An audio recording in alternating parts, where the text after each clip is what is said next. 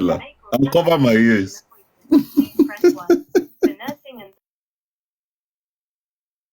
Lotto, leave Confidence Jim alone. Please.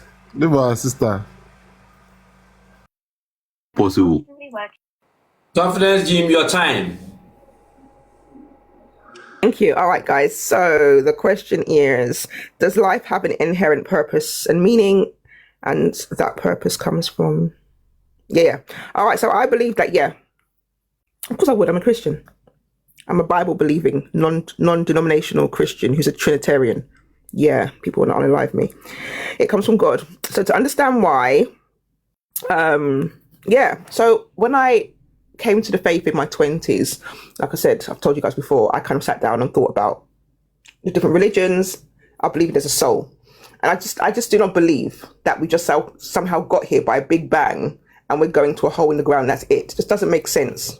We were just, the creation of nature, of human beings, to me, points to a creator greater than us humans. Yeah. So I'll give you like a quick analogy. So if you find a watch on the ground, I can use it as a paperweight or decoration or even a toy. But regardless of how I choose to use it, the watch was designed for a purpose, to tell the time. The creator determines the intended purpose for its creation. The same principle, I think, applies to human life. If there is no God, then ultimately there is no objective purpose.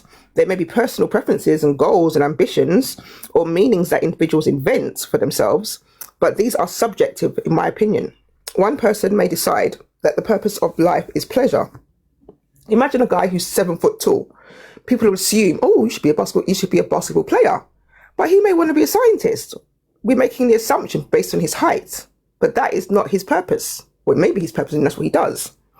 Another may say that it's power. Another may say that it's helping others. Without an ultimate authority, none of these purposes can be proven to be objectively right or wrong. Now, I think that one of the challenges of this is this nihilism. If the universe is simply the result of a blind chance and we are merely highly evolved animals, then meaning is something we create, not something that actually exists. Meaning becomes a personal opinion rather than an objective reality. And we don't live on our own. We live in societies, we live in groups, we live within our culture, we live in a particular way. We're not all islands. So we just can't all go around doing our own thing. It would be chaos. At some level, forget the creator, even in the world, we all live according to a set of rules and regulations. That's why we have laws, statutes. But from my perspective, according to scripture, humanity was intentionally created by God and in the image of God. The purpose, therefore, we are connected to our creator.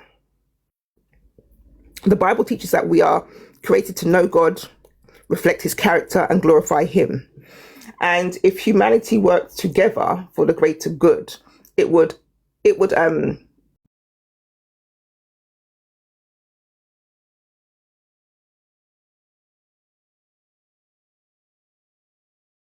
down. I think Jesus summarized humanity's purpose in a particular Bible verse, saying that love the Lord your God with all your heart, soul, mind, and love your neighbor as yourself. Now it's really interesting because when I went to Mexico a long time ago, I went to a museum, and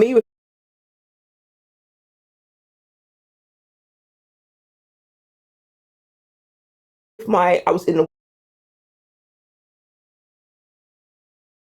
world